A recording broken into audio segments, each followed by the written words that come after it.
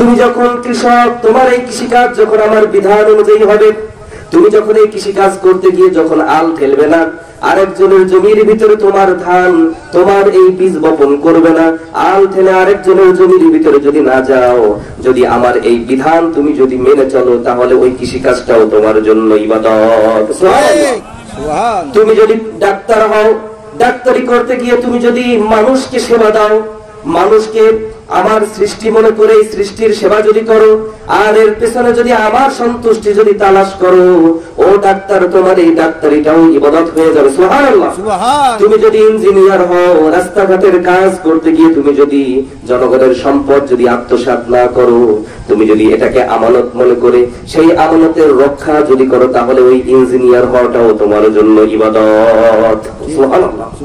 তুমি পড়াশোনা করছো, তুমি ছাত্র, পড়াশোনা করার সময় ইলম তালাশ করা যদি, এই ইলম অর্জন করা যদি আমার সন্তুষ্টির জন্য যদি হয়, তুমি যদি এই নিয়ত রাখো, আমি কোরআন হাদিস শিখছি আল্লাহ তাআলার সন্তুষ্টির জন্য, আমি ডাক্তারি পড়ছি আল্লাহ তাআলার সন্তুষ্টির জন্য, আমি বিজ্ঞানী হব আল্লাহ তাআলার সন্তুষ্টির জন্য, এই ইলম দিয়ে ইসলামের খেদমত করব, মুসলমানের খেদমত করব, এই উদ্দেশ্য তোমার যদি থাকে, ও ছাত্র শুনে রাখো, তোমার এই পড়াশোনাটাও আল্লাহ তাআলার ইবাদত। সুবহানাল্লাহ।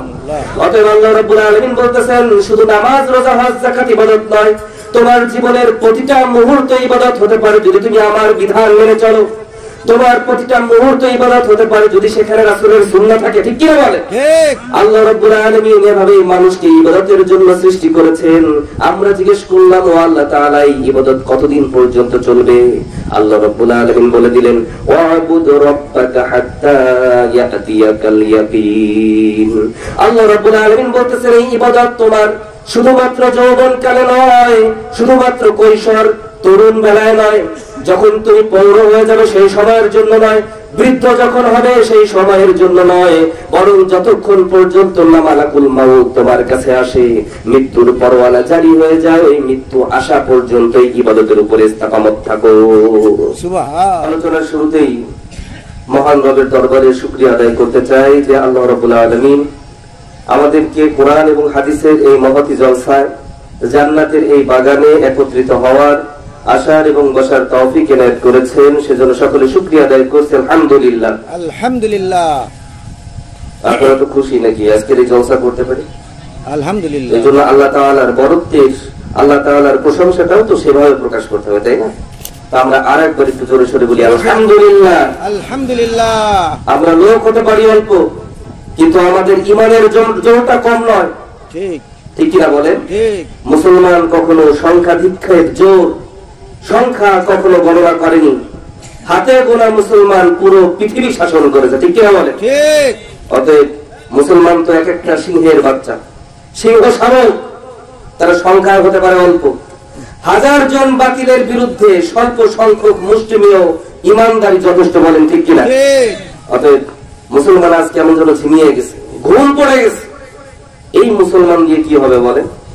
আমাদেরকে ফিরে যেতে হবে সেই ইমানের দিকে, আমাদেরকে ফিরে যেতে হবে সেই ইসলামের দিকে, যেই ইসলাম আবু বকর, ওমর, উসমান, আলী ধারণ করেছিল।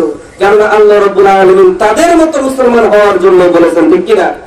আল্লাহ রাব্বুল আলামিন বলতেছেন, আমিনু কামা আমানান নাস, ও দুনিয়াবাসী, ওই সমস্ত মানুষের মতো ইমানদার হও, তাদের মতো ইমান লালন করো যারা হাতে গোনা ছিল, কিন্তু তাদের সামনে সমগ্র পৃথিবীর কুফফার শক্তি ভয়ে থরথর করে কেঁপেছে।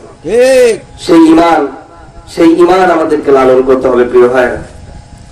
তো আমরা আল্লাহ তাআলার শুকরিয়া আদায় করতে রাজি আছি তো ইনশাআল্লাহ? ইনশাআল্লাহ। আমরা আবার একটু জোরে সোরে বুলন্দ আওয়াজে বলি আলহামদুলিল্লাহ। আলহামদুলিল্লাহ।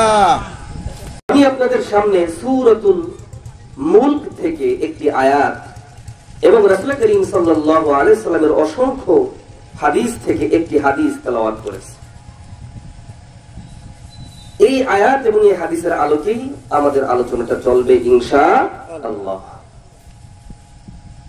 আল্লাহ রাব্বুল আলামিন আমাদেরকে আশরাফুল মাখলুকাত মানুষ হিসেবে সৃষ্টি করেছেন। মানুষ হিসেবে সৃষ্টি করে পৃথিবীতে যখন পাঠালেন, আল্লাহ রাব্বুল আলামিন আমাদেরকে একটা দায়িত্ব দিয়েছেন। কোরআনে কারীমের ভিতরে আল্লাহ রাব্বুল আলামিন সেই দায়িত্বের কথা উল্লেখ করে বলেন, ওয়ামা খালাকাতুল জিন্না ওয়াল ইনসা ইল্লা লিয়াবুদুন। আল্লাহ রাব্বুল আলামিন জানিয়ে দিচ্ছেন, ও পৃথিবীর মানুষেরা শোনো, পৃথিবীর বুকে যখন তুমি যাবে, জীবন ধারণের জন্য অনেক কাজ তোমাকে করতে হয়। কেউ কৃষি কাজ করবে, কেউ ডাক্তারি করবে, কেউ ইঞ্জিনিয়ার হবে, কেউ বড় অফিসার হবে, বিভিন্ন কাজে বিভিন্ন মানুষ লিপ্ত থাকবে। কিন্তু তোমাদের মূল মাকসাদ হলো, মূল উদ্দেশ্য হলো দুনিয়ার জীবনে গিয়ে এই সমস্ত কাজের ভিতরে হারিয়ে না যাওয়া, বরং একমাত্র কেবলমাত্র শুধুমাত্রই আমার ইবাদত করা। সুবহানাল্লাহ বলবেন না? সুবহানাল্লাহ। আল্লাহ রাব্বুল আলামিন জানিয়ে দিয়েছেন, একমাত্র দায়িত্ব হলো আমার ইবাদত করা। দুনিয়ার জীবনে আমরা এসেছি, সমস্ত কাজের ফাঁকে আমরাও ইবাদত করছি, কিন্তু এই ইবাদতের গণ্ডিটাকে আমরা এমন ভাবে নির্ধারণ করে নিয়েছি, মনে করেছি যে নামাজ পড়ি এটাই হলো কেবলমাত্র ইবাদত। মাহে রমজানে যে রোজা রাখি মনে করি এটাই শুধুমাত্র ইবাদত।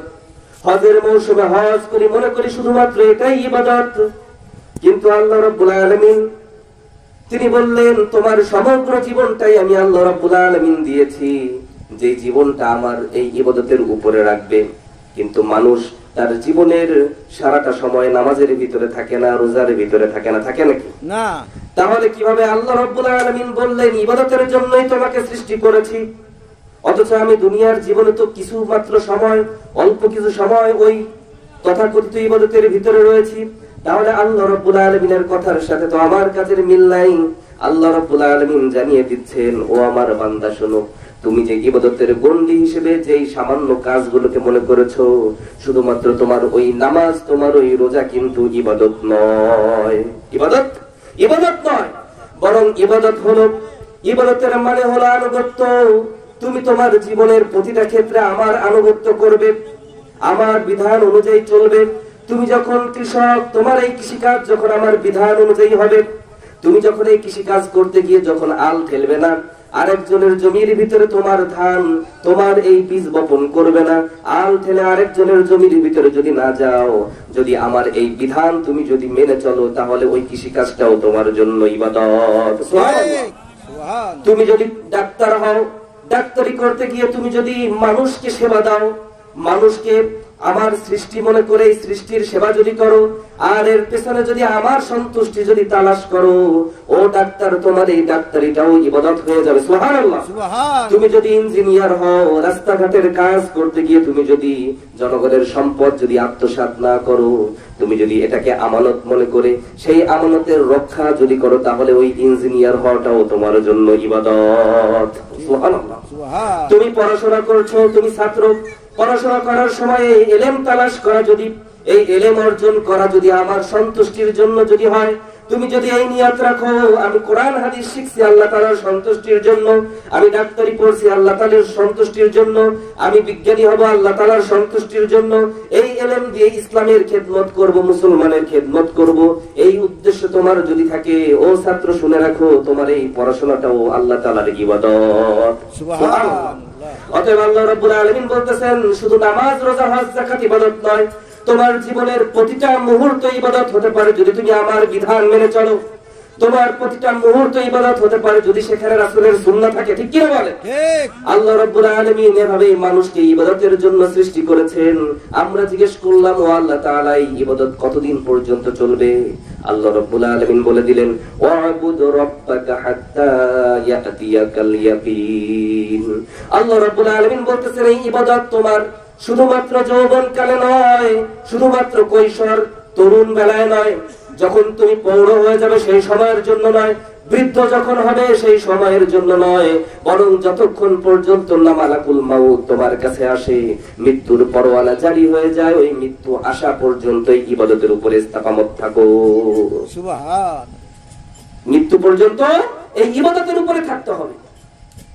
এই ইবাদত হলো এমন একটা বিষয় যেটা আল্লাহ রাব্বুল আলামিন বান্দা এবং তার মাবুদের মধ্যে সম্পর্ক রক্ষার সেতুবন্ধন করেছেন। বাবা এবং সন্তানের মধ্যে এই যে সম্পর্ক, এই সম্পর্কের ভিতরে একটা সেতুবন্ধন আছে না নাই বলেন? আছে। এই সেতুবন্ধনের নাম হচ্ছে মা। মা যদি না থাকে, মা যদি না থাকে, ওই সন্তান তার পিতৃ পরিচয় পাবে কার কাছ থেকে বলেন? ঠিক একইভাবে আল্লাহ তাআলা এবং তার বান্দা এই দুইজনের মধ্যে সম্পর্ক রক্ষা যে বিষয়ের মাধ্যমে হয়েছে সেটার নাম হলো এই ইবাদত। এই ইবাদত যদি না থাকে তাহলে আল্লাহ তাআলার সাথে এই বান্দার কোনো সম্পর্ক থাকবে না। আল্লাহ রাব্বুল আলামিন আবার এই ইবাদতের উপরে ভিত্তি করে এই বান্দাকে পুরস্কৃত করবেন। আল্লাহ রাব্বুল আলামিন কোরআনে কারীমের ভিতরে বলেন, ইন্নাল্লাযীনা আমানু ওয়া আমিলুস সালিহাত লাহুম জান্নাতুন তাজরি মিন তাহতিহাল আনহার। আল্লাহ রাব্বুল আলামিন বলেন, যারা ঈমান এনেছে এবং নেক আমল করেছে, ইবাদত বندگی করেছে, সৎ কাজ করেছে, ভালো কাজ করেছে, আমি আল্লাহ রাব্বুল আলামিন তাদেরকে পুরস্কৃত করব। যালিকাল ফাউজুল কাবীর, এটা হবে তাদের জন্য মহা পুরস্কার। তাদের জন্য এই মহা পুরস্কারের নাম হলো জাহান্নাম থেকে মুক্তি এবং জান্নাত প্রাপ্তি। সুবহানাল্লাহ। অতএব বান্দা যদি এই ইবাদত না করে, নেক আমল যদি না করে, তার জন্য কি জান্নাত আছে? তার জন্য জান্নাত নাই। আল্লাহ রাব্বুল আলামিন আবার এই নেক আমলের জন্য একটা শর্ত জুড়ে দিয়েছেন। আল্লাহ রাব্বুল আলামিন বলতেছেন, ইন্নাল্লাযীনা আমানু ওয়া আমিলুস সালিহাত, শুধুমাত্র ভালো কাজ করলে হবে না, নেক আমল করলে হবে না, ইবাদত বندگی করলেই হবে না, তার আগেই দরকার তোমার জন্য ঈমান। ঈমান যদি থাকে তবেই ওই নেক আমলের মূল্য রয়েছে। ঈমান যদি না থাকে তাহলে তোমার ওই শত শত হাজার হাজার নেক আমলের কোনো মূল্য নাই, কোনো মূল্য নাই। উদাহরণ দিয়ে বলি, একজন পুরুষ আর একজন নারী, দুই প্রান্তের দুইজন, জীবনে কোনোদিন দেখা হয় নাই, সাক্ষাৎ হয় নাই, কিন্তু একটা দিন তাদেরকে একত্রে বসিয়ে ইজাব এবং কবুলের মাধ্যমে যে বিবাহটা পড়িয়ে দেওয়া হয়, এরপরের থেকে ওই নারী এবং পুরুষ তারা পুরোটা জীবন একসাথে কাটায়, প্রতিটা দিন প্রতিটা রাত একসাথে কাটায়। তাদের ওই মেলামেশা, তাদের ওই জৈবিক চাহিদা পূরণ, তাদের ওই কথাবার্তা, তাদের ওই হাস তামাশা, প্রতিটা বিষয় আল্লাহ তাআলার কাছে ইবাদত বলে কবুল হয়। বলেন সুবহানাল্লাহ। যখন কোন পুরুষ স্ত্রী গ্রহণ করে, এই স্ত্রীর সাথে যখন তার জৈবিক চাহিদা পূরণের জন্য মিলিত হয়, আল্লাহ রাসূল সাল্লাল্লাহু আলাইহি সাল্লাম বলেন, আল্লাহ রাব্বুল আলামিন এটাকে সদকা হিসেবে কবুল করে ওই পুরুষ এবং ওই নারীর আমলনামায় সদকার সওয়াব লিখে দেন। সুবহানাল্লাহ। যখন ওই পুরুষ তার স্ত্রীর দিকে তাকিয়ে একটু মুস্কি হাসি দেয়, শুধু তারা হাসলো না, বরং আরশে আজিমের উপরে বসে আল্লাহ রাব্বুল আলামিন হাসেন। বলেন সুবহানাল্লাহ। এই হাসির বিনিময়ে আল্লাহ রাব্বুল আলামিন তাদের আমলনামায় একটা সদকার সওয়াব লিখে দেয়। যখন তারা তাদের মধ্যে প্রেমপূর্ণ কথাবার্তা বলে, আরশের মালিক তাদের উপরে রাজি খুশি হয়ে যান। সুবহানাল্লাহ। কিন্তু যখন ওই একইভাবে একজন নারী ও পুরুষ ওই ইজাব কবুল হলো না, বিবাহ শাদী হলো না, তারা যদি একটা রাতও যদি একসাথে কাটায়, একটা দিনও যদি একসাথে কাটায়, তাদের আমলনামায় সদকার সওয়াব তো হবেই না, বরং তাদের আমলনামায় জিনার গুনাহ হবে কি হবে না? হবে। হবে কি হবে না বলেন? হবে। অতএব সেই নারী সেই পুরুষ শুধুমাত্র একটা ইজাব কবুল এর মাধ্যমে তাদের সম্পর্কটা বদলে গেল, তাদের কাজ কর্মের ধরন বদলে গেল, তাদের পরিণতি পরিণাম বদলে গেল, শুধুমাত্র কিসের কারণে? ওই ইজাব এবং কবুলের মাধ্যমে, বিবাহের কারণে। ঠিক একইভাবে কোন ব্যক্তি যখন লা ইলাহা ইল্লাল্লাহু মুহাম্মাদুর রাসূলুল্লাহ এই কালেমার উপরে যখন ঈমান আনে, তখন তার যাবতীয় কাজগুলো আল্লাহ তাআলার কাছে পছন্দনীয় হয়ে যায়। সে যদি রাস্তা থেকে একটা কষ্টদায়ক বস্তু সরায়, আল্লাহর রাসূল বলেন তার আমলনামায় একটা সদকা দেওয়ার সওয়াব লিখে দেওয়া হয়। সে যদি একজন অন্ধ মানুষকে, একজন বৃদ্ধ মানুষকে রাস্তার ওপার থেকে ওপারে যদি হাত ধরে পার করে দেয়, আল্লাহ রাব্বুল আলামিন তার আমলনামায় সদকার সওয়াব লিখে দেন। কিন্তু যদি ঈমানদার না হয়, সে যদি তার ধন সম্পদকে দান করতে করতে, ব্যয় করতে করতে যদি রাস্তার ফকির হয়ে যায়, তার জন্য একটা সওয়াব তার আমলনামায় লেখা হবে না। হবে নাকি? হবে না। কেননা তার কি নাই? ঈমান নাই। ঈমান হলো একটা সংখ্যা, আর নেক আমলগুলো হলো শূন্য। কোন ব্যক্তি যদি ওই সংখ্যা না বসিয়ে খালি শূন্যের পর শূন্য বসায়, কোন মূল্য আছে? কোন মূল্য নাই। কিন্তু যার ওই এক সংখ্যাটা রয়েছে, এরপরে যত শূন্য বসাবে, যদি একটা শূন্য দেয়, কত হলো? একের পর একটা শূন্য দিলে কি কত হলো? 10 হলো। আরেকটা শূন্য দিলে কত হলো? 100 হলো। আরেকটা শূন্য দিলে কত হলো? 1000 হয়ে গেল। অর্থাৎ ঈমান আনার পরে যতগুলো নেক আমল করবে, আল্লাহ রাব্বুল আলামিন তার জন্য জান্নাতের ওই তার সম্মান, তার মর্যাদা আল্লাহ রাব্বুল আলামিন এক স্তর করে করে বাড়াতে থাকবেন। বলেন সুবহানাল্লাহ। সুবহান। অতএব এই যে আমল আমরা যেটা করি, যেটার মাধ্যমে আল্লাহ রাব্বুল আলামিনের কাছ থেকে আমরা জাযা পেতে চাই, পুরস্কার লাভ করতে চাই, এই আমল তো আমরা করব, কিন্তু প্রিয় ভাইরা এই আমল করলেই কিন্তু আল্লাহ রাব্বুল আলামিনের কাছে কবুল হবে না। যেমনি ভাবে আমল করার জন্য প্রাথমিক শর্ত হলো আপনাকে ঈমানদার হতে হবে। আবার এই ঈমানদার হওয়ার পরেও নেক আমল কবুল হবে না যদি আপনার মধ্যে তিনটা শর্ত যদি না পাওয়া যায়, তিনটা গুণ যদি আপনার ভিতরে না থাকে, এই তিনটা বিষয় যদি থাকেই তবেই আপনার আমলগুলো আল্লাহ তাআলার কাছে কবুল হবে। আর এই তিনটা বিষয় যদি না থাকে তাহলে কিন্তু আপনার আমল আল্লাহ তাআলার কাছে কবুল হবে না। আপনারা শুনতেছেন তো? ইনশাআল্লাহ। এক নাম্বার শর্ত হলো আল্লাহ রাব্বুল আলামিন সূরা বাইনার ভিতরে বলতেছেন, ওয়ামা উমিরু ইল্লা লিয়াবুদুল্লাহা মুখলিসিনা লাহুদ্দিন। আল্লাহ রাব্বুল আলামিন বলেন, আমি তো কেবলমাত্র তোমাদেরকে এই আদেশ করেছি একনিষ্ঠভাবে কেবলমাত্র আমার জন্যই তোমরা ইবাদত করবে। কার জন্য ইবাদত হবে? আল্লাহ তাআলার জন্য। অতএব আপনার ইবাদত যদি আল্লাহ তাআলার জন্য যদি না হয়, সেখানে যদি আরেকজন যদি বসে থাকে, আপনার ওই ইবাদত যদি কেবলমাত্র আল্লাহ তাআলার জন্য যদি না হয়ে লোক দেখানোর জন্য যদি হয়, অন্য কারো জন্য যদি উৎসর্গকৃত হয়, তাহলে ওইটা আর আল্লাহ তাআলার কাছে কবুল হবে না, কেননা ওই ইবাদত আল্লাহ তাআলার জন্য হয় নাই। ঠিক কি না বলেন? তাহলে এটার নাম হলো শিরক। এটার নাম কি? শিরক। যখন আল্লাহ তাআলার সাথে কাউকে শরীক করা হলো, অংশ স্থাপন করা হলো, তখন এটার নাম কি? শিরক। ওটার নাম হলো শিরক, অর্থাৎ আল্লাহ তাআলার সমকক্ষ কাউকে মনে করা। প্রিয় ভাইরা, আমরা মুসলমান ঈমান এনেছি, আমরা তো মূর্তি পূজা করি না, আমরা তো মন্দিরে যাই না, প্যাগোডায় যাই না, আমরা তো অন্য কারো মাথা নত করি না, অন্য কারো সামনে মাথা নত করি না। আমরা মনে করি তাহলে তো আমি তো শিরকের ভিতরে নাই। আমরা শিরকের ভিতরে নাই। শিরক করে হলো ওই হিন্দু যারা আছে তারা। ঠিক কিনা বলেন? যারা ওই তৃত্ববাদ অর্থাৎ খ্রিস্টানিটির ভিতরে যারা আছে, তারা ওই তৃত্ববাদ বিশ্বাস করে, তারাই করে হচ্ছে শিরক। আমরা মুসলমান, আমরা এক আল্লাহর ইবাদত করি, আমরা তো আল্লাহ তাআলার সাথে কাউকে শরীক করি। কিন্তু প্রিয় ভাইরা, আজ আমরা আল্লাহ তাআলাকে আমাদের খালেক, আমাদের সৃষ্টিকর্তা মানে কি মানি না? উত্তর দিতে হবে। আমরা মানে কি মানি না? আমরা তাকে আল্লাহ তাআলাকে আমাদের রব মানে কি মানি না? মানি। কিন্তু তারপরেও আমরা আল্লাহ তাআলার সাথে শরীক করি কি করি না বলেন? শরীক করি। আমরা শরীক করি কিভাবে করি? আজ আমাদের ঈমানটা হয়ে গেছে এরকম, যে ঈমান আবু জাহেলের ছিল, যে ঈমান আবু লাহাবের ছিল। আমরা অবাক হচ্ছি যে আবু জাহেল আবার ঈমানদার হলো কেমনে, আবু লাহাব আবার ঈমানদার ছিল কেমনে, অথচ আল্লাহ রাব্বুল আলামিন তো তাদেরকে কাফের বলছেন, মুশরিক বলছেন। বলছেন কি বলেন নাই? তারা তো আল্লাহর ইবাদত করতো না, তারা তো 360টি মূর্তির পূজা তারা করেছে। আল্লাহ রাব্বুল আলামিন কোরআনের ভিতরে তাদের ব্যাপারে বলতেছেন, ও রাসূল, ওয়ালা ইন সাআলতাহুম মান খালাকাস সামাওয়াতি ওয়াল আরদ, ও রাসূল তাদের কাছে প্রশ্ন করুন, এই আসমান এবং এই জমিনের স্রষ্টাকে কে সৃষ্টি করেছেন? লা ইয়াকুলান্নাল্লাহ, অবশ্যই অবশ্যই আল্লাহ রাব্বুল আলামিন দুইটা তাকিদ দিয়েছেন, লাম তাকিদ নুন তাকিদ দিয়ে বলতেছেন লা ইয়াকুলান্নাল্লাহ, অবশ্যই অবশ্যই তারা বলবে এই আসমান এবং জমিনের মালিক আল্লাহ। সুবহান। এই আসমান এবং জমিনের মালিক কে? আল্লাহ। এই কথা কাদের? মুসলমানদের। আবু বকর, উসমান, ওমর, তাদের না।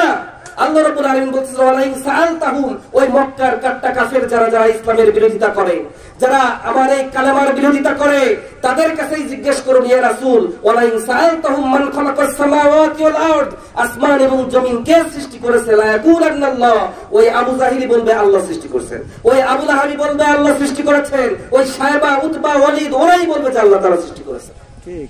তাহলে ঈমান আছে না নাই? অর্থাৎ আল ঈমান বিল খালক যেটা, এটা তাদের ভিতরে ছিল কি ছিল না? ছিল তাদের ভিতরে।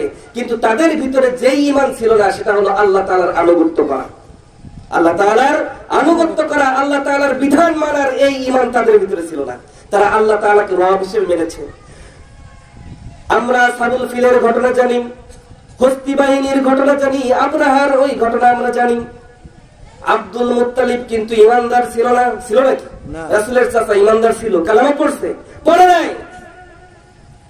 রাসূলের দাদা যিনি ছিলেন আব্দুল মুত্তালিব তিনি কি ইমানদার ছিলেন?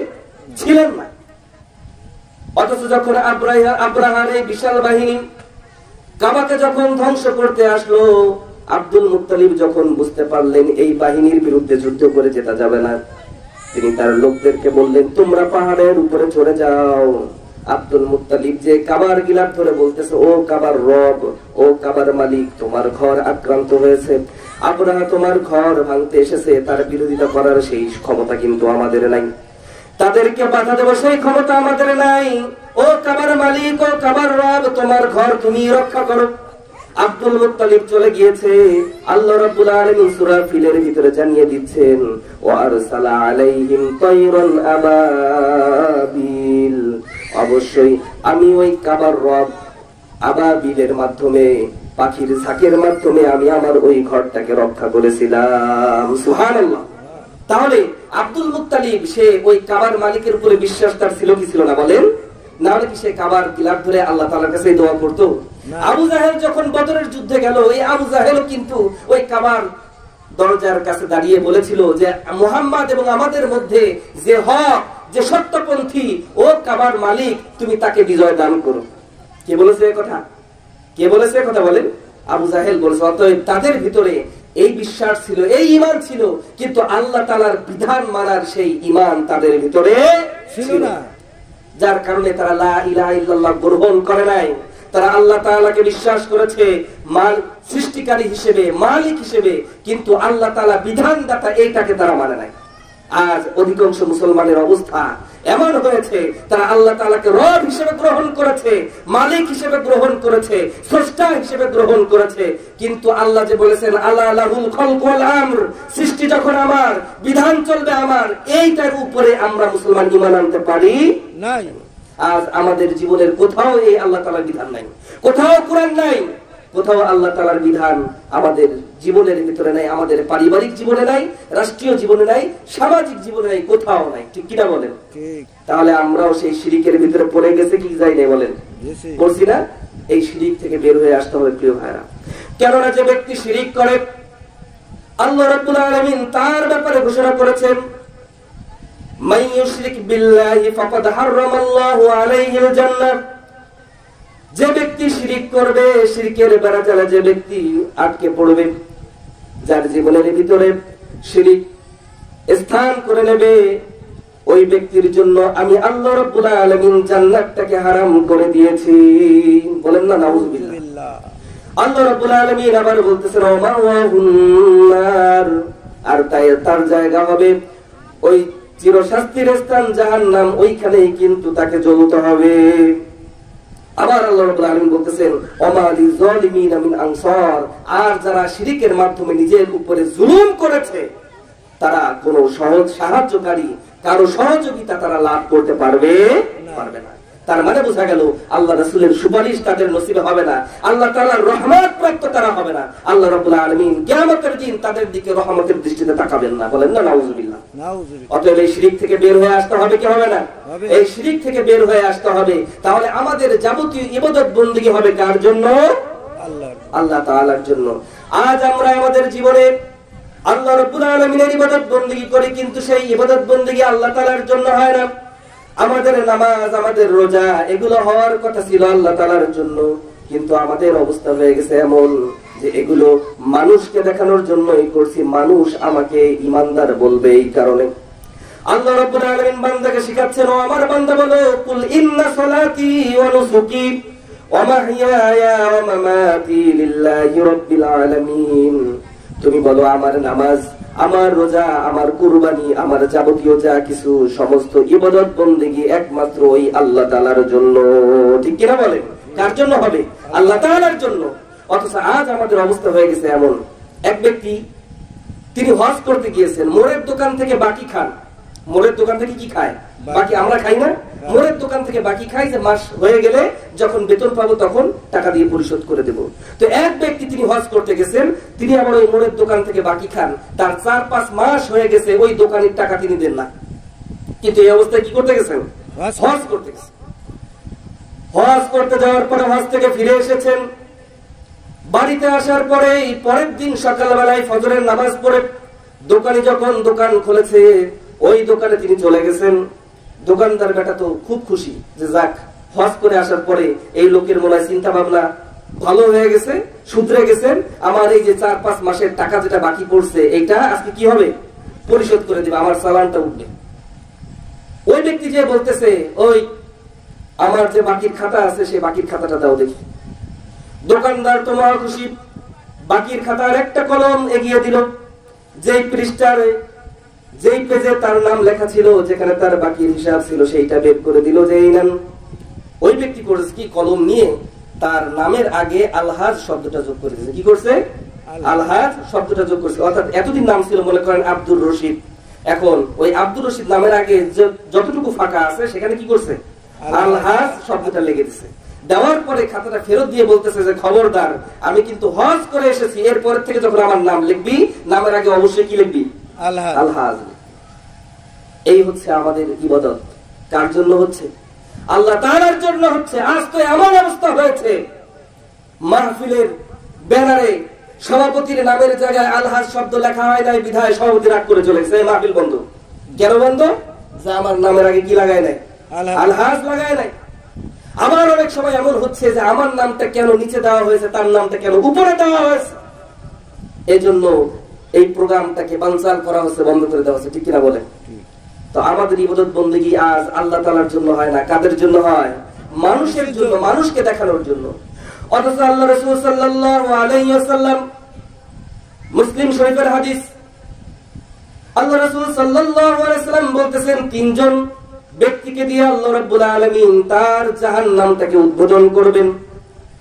তার মধ্যে প্রথম যে ব্যক্তি হবে, সেই ব্যক্তি হবে একজন শহীদ। আল্লাহ রাব্বুল আলামিন তাকে ডেকে দুনিয়ার যাবতীয় নিয়ামতের কথা তাকে স্মরণ করাবেন, বলবেন, ও আমার বান্দা, দুনিয়ার জীবনে এই এই নিয়ামত তোমাকে দিয়েছিলাম, পেয়েছিলে নাকি? আল্লাহ রাব্বুল আলামিন ওই বান্দা বলবে, হ্যাঁ আল্লাহ, আমি ওই নিয়ামত পেয়েছিলাম। আল্লাহ রাব্বুল আলামিন জিজ্ঞেস করবেন, নিয়ামত পাওয়ার পরে কি করেছো? ওই ব্যক্তি বলবে, আল্লাহ তাআলা, আমার নিজের তাজা রক্তকে তোমার জমিনে ঢেলে দিয়েছি, তোমার দিনের জন্য, দিন কায়েমের জন্য নিজের জীবনটাকে বিসর্জন দিয়েছি। আল্লাহ রাব্বুল আলামিন বলবে, ও আমার বান্দা, তুমি কি আমাকে বোকা পেয়েছো?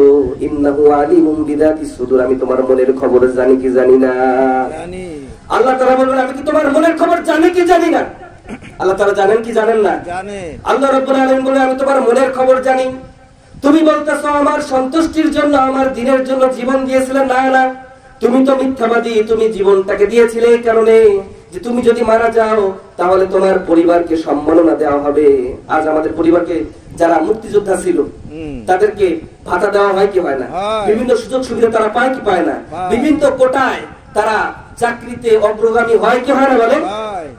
আল্লাহ রাব্বুল আলামিন বলবে, এই জন্য তুমি জীবন দিয়েছিলে যাতে করে তোমার পরিবারে কোটার আওতাভুক্ত যারা হয়, তুমি যেন বিশেষ সুবিধা ভোগ করতে পারো। তোমার নামে সভা হবে, সেমিনার হবে, সিম্পোজিয়াম হবে, এই জন্য তুমি জীবন দিয়েছিলে। অতএব তুমি আমার জন্য যখন জীবন দাও নাই, তোমার ওই জীবন দেওয়াটা আমার কাছে কবুল হয় নাই। আল্লাহ রাব্বুল আলামিন ফেরেশতাদেরকে বলবেন, খুযুহু ফাগুল্লুহু সুম্মাল জাহিমা সাল্লু, এইটারে ধর, উপর করে টানতে টানতে নিয়ে উপর করে জাহান্নামের ভিতরে ফেলে দেব। আল্লাহ রাব্বুল আলামিন তার এই শাহাদাতটাকে কবুল করবেন না। অথচ যে শাহাদাতের ব্যাপারে আল্লাহ রাসূল বলেছেন, যে ব্যক্তি শহীদ হয়েছে ইলাই কালিমাতুল্লাহর জন্য, ওই মৃত্যুবরণ করার সাথে সাথেই আল্লাহ রাব্বুল আলামিন তার রূহটাকে জান্নাতের ভিতরে পৌঁছে দেন। বলেন না সুবহানাল্লাহ। অথচ সেই শাহাদাত সে বরণ করেছে, কিন্তু কোনো মূল্য সে পাবে না, কেননা এই শাহাদাতটা আল্লাহর জন্য ছিল না, ছিল কার জন্য? মানুষের জন্য। দ্বিতীয় যে ব্যক্তিকে আনা হবে, তিনি হবেন একজন আলেম। আল্লাহ রাব্বুল আলামিন বলবেন, ওই পূর্বের ব্যক্তির মতো অনেক নিয়ামত তুমি পেয়েছিলে, কি করেছো বলো? ওই ব্যক্তি বলবে, আল্লাহ তাআলা, আমি তোমার দ্বীনের ইলম অর্জন করেছি, কোরআন শিখেছি, হাফেজ হয়েছি, মাওলানা হয়েছি, কারি হয়েছি, মানুষকে এই কোরআনের সবক দিয়েছি, তোমার এই ইলমের বিস্তার ঘটিয়েছি। আল্লাহ রাব্বুল আলামিন তোমার সন্তুষ্টির জন্য এটা করেছিলাম। আল্লাহ রাব্বুল আলামিন বলবে, আমি তো তোমার অন্তরের খবর জানি, আমার বান্দা, তুমি তো এই কোরআন হাদিস শিখেছিলে ইনকাম করার জন্য, তুমি এই কোরআন হাদিস শিখেছিলে মানুষ তোমাকে আলেম বলবে, সম্মান করবে এজন্য। অতএব তুমি আমার সন্তুষ্টির জন্য এই ইলম হাসিল করো নাই। তোমার এই ইলম হাসিল, তোমার এই ইলমের জন্য তুমি যে মুজাহাদা করেছো, ত্যাগ স্বীকার করেছো, ওইটা আমার কাছে কবুল হয় নাই। অতএব আজকের দিনে তোমার জন্য আমার কাছে কোনো পাওনা নাই। আল্লাহ রাব্বুল আলামিন ফেরেশতাদেরকে বলবে এটাও ধরো উপর করে জাহান্নামে ফেলাও। 3 নম্বর যে ব্যক্তিকে আনা হবে সেই ব্যক্তি হবে একজন দানশীল ব্যক্তি। আল্লাহ রাব্বুল আলামিন বলবেন দুনিয়ার জীবনে অনেক সম্পদ তোমাকে দিয়েছিলাম, নিয়ামত দিয়েছিলাম, কি করেছো বলো? ওই ব্যক্তি বলবে আল্লাহ তাআলা আমি আমার যাবতীয় সম্পদ তোমার রাস্তায় খরচ করে দিয়েছিলাম। আল্লাহ রাব্বুল আলামিন বলবে আমার রাস্তার জন্য করো নাই, আমার সন্তুষ্টির জন্য করো নাই, আমার জান্নাত পাওয়ার জন্য করো নাই। করেছিলে মানুষ তোমাকে বাহবা দেবে, মানুষ তোমাকে দানবীর বলবে। আজ আমরা হাজী মোহাম্মদ মহসিনকে চিনি কি চিনি না বলেন? কিসের কারণে চিনি? তার ওই দানের জন্য তিনি বিখ্যাত হয়ে আছেন, তাই না? তারপরে ওই যে হাতেম তাই তিনিও বিখ্যাত হয়ে আছেন ইতিহাসের পাতায়। কি কারণে? এই দানের কারণে। অতএব যারা দান করে মানুষ তাদেরকে মনে রাখে কি রাখে না বলেন? এই যে খুলনার হাজী আব্দুল মালিক সাহেব অনেক মাদ্রাসা মসজিদ এতিমখানা করে দিয়ে গেছেন, খুলনার মানুষজন তার নাম জানে। আল্লাহ রাব্বুল আলামিন বলবে তুমি তো দান করেছিলে, মানুষ তোমাকে মনে রাখবে, তোমার নামে রাস্তা হবে, তোমার নামে প্রতিষ্ঠান গড়ে উঠবে, মানুষজন তোমাকে সম্মানের সাথে স্মরণ করবে, এই কারণে তুমি দান করেছিলে। অথচ আল্লাহ রাসূল সাল্লাল্লাহু আলাইহি সাল্লাম বলেন যে ব্যক্তি এইভাবে দান করবে যে তার ডান হাত দিয়ে দান করেছে তার বাম হাতে টের পায় নাই, আল্লাহ রাব্বুল আলামিন কিয়ামতের দিন মুসিবতের সময় তার আরশের নিচে তাকে ছায়া দান করবে।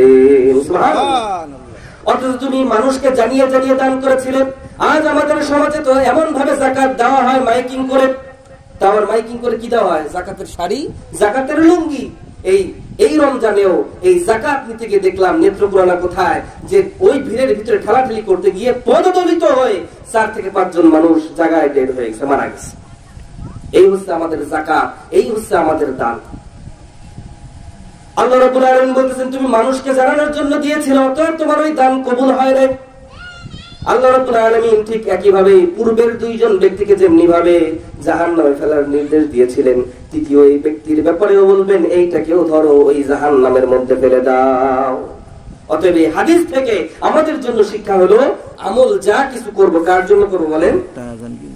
কার জন্য করব? কার জন্য করব? আল্লাহ তাআলার জন্য। মানুষকে দেখানোর জন্য কোন আমল করা যাবে না। এটা হলো রিয়া, এটা হলো শিরক। অতএব এই শিরক থেকে আমাদেরকে বেঁচে থাকতে হবে। আমল কবুলের জন্য 2 নম্বর পন্থা হলো সুন্নাহ সম্মত আমল, বিদআত মুক্ত আমল। সুন্নাহর বিপরীত কি? বিদআত। সুন্নাহর বিপরীত কি? বিদআত। আল্লাহ রাসূল সাল্লাল্লাহু আলাইহি ওয়াসাল্লাম যেভাবে দেখিয়েছেন, যেভাবে বলেছেন, যেভাবে করেছেন ওইভাবেই করার নাম হলো সুন্নাহ সম্মত পদ্ধতি। আর এর বাইরে যেটা রয়েছে সেটা হলো বিদআত। আল্লাহ রাসূল সাল্লাল্লাহু আলাইহি ওয়াসাল্লাম বলেন কুল্লু বিদআতিন দালালা ওয়া কুল্লু বিদআতিন ফিন্নার। প্রত্যেকটা এই নব আবিষ্কৃত বিষয় এগুলো হচ্ছে বিদআত। আর এই বিদআত আমাদেরকে নিয়ে যাবে কোথায়? জাহান্নামে নিয়ে যাবে। আল্লাহ রাসূল সাল্লাল্লাহু আলাইহি ওয়াসাল্লাম বলেন হাশরের ময়দানে হাউজে কাউসারের পাশে আমি আমার উম্মতদেরকে পানি পান করাবো, যেই পানি একবার পান করার পরে আমার উম্মত জান্নাতে যাওয়ার আগ মুহূর্ত পর্যন্ত আর তাদের পানি তৃষ্ণা লাগবে না। যখন সূর্যটা মাথার উপরে থাকবে, পায়ের নিচের জমিনটা যখন তামার জমিনের মতো হয়ে যাবে, এই প্রচন্ড তাপের মধ্যেও আমার উম্মত আর তৃষ্ণার্ত হবে না, পানি পিপাসার্ত হবে না, যখন আমার হাত থেকে এই হাউজে কাউসারের পানি পান করবে। সুবহানাল্লাহ। আমরা সকলে সেই কাউসারের পানি পান করতে চাই কিনা? আল্লাহ রাব্বুল আলামিন সেই তৌফিক, সেই নসিব আমাদেরকে দান করুন, আমিন। আল্লাহ রাসূল সাল্লাল্লাহু আলাইহি ওয়াসাল্লাম বলতেছেন এই পানি যখন আমি পান করাবো, একদল লোক আমার কাছে আসতে চাইবে, আর ফেরেশতারা তাদেরকে সরিয়ে দেবে, তাদেরকে আমার কাছ থেকে দূর করে দেবে। রাহমাতুল লিল আলামিন, যিনি এই উম্মতকে সব থেকে বেশি ভালোবেসেছেন, কিয়ামতের দিন মুসিবতের সময় যখন সমস্ত নবীরা বলবে ইয়া নাফসি ইয়া নাফসি, একমাত্র আমাদের নবী বলবেন ইয়া উম্মতি ইয়া উম্মতি, আমার উম্মতের কি হবে, আমার উম্মতের কি হবে। সেই নবী, ভালোবাসার নবী, দয়ার নবী, তিনি বলতেছেন একদল লোককে যারা আমার উম্মত হবে, যাদেরকে দেখে আমি চিনতে পারবো তারা আমার উম্মত, ফেরেশতারা যখন তাদেরকে দূরে সরিয়ে দিতে চাইবে, আমি ফেরেশতাদেরকে বলবো ফেরেশতারা দাঁড়াও, তারা তো আমার উম্মত, তাদেরকে আমার কাছে আসতে দাও। ফেরেশতারা বলবে ও নবী, তারা তো আপনার উম্মত, এটা ঠিক আছে, কিন্তু আপনি কি জানেন এই লোকগুলো কারা? আপনি যখন দুনিয়া ছিলেন না, দুনিয়া থেকে বিদায় নিয়েছেন, এই লোকগুলো আপনার দিনের ভিতরে, আপনার রেখে যাওয়া ইসলামের ভিতরে কম বেশ করেছে, নিজেদের ইচ্ছা মতো বাড়িয়েছে কমিয়েছে। এইভাবে আপনার দিনের ভিতরে ইনহিরাফ করেছে, অদল বদল করেছে, পরিবর্তন করেছে। আল্লাহ রাসূল বলবেন তাই নাকি, এরা কি সেই সমস্ত লোক? আল্লাহ রাসূল সাল্লাল্লাহু আলাইহি ওয়াসাল্লাম যখন বুঝতে পারবেন এরা সেই সমস্ত লোক, এই সমস্ত বিদআতকারী, আল্লাহ রাসূল বলবেন সুহকান সুহকান, দূর হয়ে যাও, দূর হয়ে যাও, আজকের দিনের সুপারিশ, আজকের দিনের এই কাউসারের পানি তোমাদের নসিবে নাই। বলেন না নাউযুবিল্লাহ। নাউযুবিল্লাহ। অতএব বিদআত মুক্ত আমল যদি করা হয় তবেই আল্লাহ রাব্বুল আলামিনের কাছে তা কি হবে? কবুল হবে। সুন্নাহ সম্মত হলেই কবুল হবে। অথচ আমাদের আজ জীবনের কোথাও এই সুন্নাহ নাই, আছে নাকি বলেন? কোথাও এই সুন্নাহ নাই। আমরা শুধু নামাজের ভিতরে সুন্নাহকে ধারণ করেছি, আমরা শুধু রোজার ভিতরে সুন্নাহকে ধারণ করেছি, কিন্তু আপনি যখন ব্যবসা করেন সেখানে সুন্নাহ নাই, আপনি যখন কোর্ট কাচারি করেন সেখানে সুন্নাহ নাই। অথচ আল্লাহ রাসূল সাল্লাল্লাহু আলাইহি ওয়াসাল্লামের সমগ্র জীবনটাই তো সুন্নাহ। বলেন ঠিক কিনা? আমাদের জন্য আদর্শ। আল্লাহ রাব্বুল আলামিন বলেছেন লাকাদ কানা লাকুম ফি রাসূলিল্লাহি উসওয়াতুন হাসানা লিমান কানা ইয়ারজুল্লাহা ওয়াল ইয়াউমাল আখির।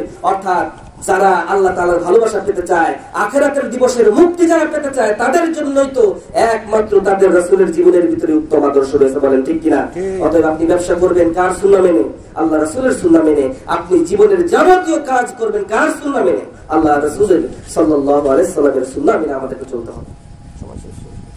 আচ্ছা, সময় শেষ। শেষ পয়েন্টটা বলি এক কথায়, সেটা হলো হালাল উপার্জন, হারাম থেকে বেঁচে থাকা। আপনি যদি হারাম খান, মসজিদে গিয়ে সারা রাত ধরে তাহাজ্জুদ পড়লেন, কোন ইবাদত কবুল হবে না, কোন ইবাদত কবুল হবে না। অতএব হালাল গ্রহণ করতে হবে, হারাম থেকে বেঁচে থাকতে হবে। তাহলে তিনটা পয়েন্ট। এক নম্বর হচ্ছে শিরক মুক্ত, বিদআত মুক্ত এবং হালাল গ্রহণ করে হারাম থেকে বেঁচে থাকা। এই তিনটা মেনে যদি চলতে পারি, সামান্য ইবাদত করলেই সেই ইবাদতটাই আল্লাহ তাআলার কাছে নাজাতের জন্য যথেষ্ট হয়ে যাবে। বলেন ইনশাআল্লাহ। আল্লাহ রাব্বুল আলামিন আমাদেরকে যতটুকু আলোচনা হলো স্বল্প সময়ে এর উপরে আমল করার তৌফিক দিন। আমিন। ওয়া আখিরু দাওয়ানা আলহামদুলিল্লাহি রাব্বিল আলামিন। আসসালামু আলাইকুম ওয়া রাহমাতুল্লাহি ওয়া বারাকাতুহু। আলহামদুলিল্লাহ।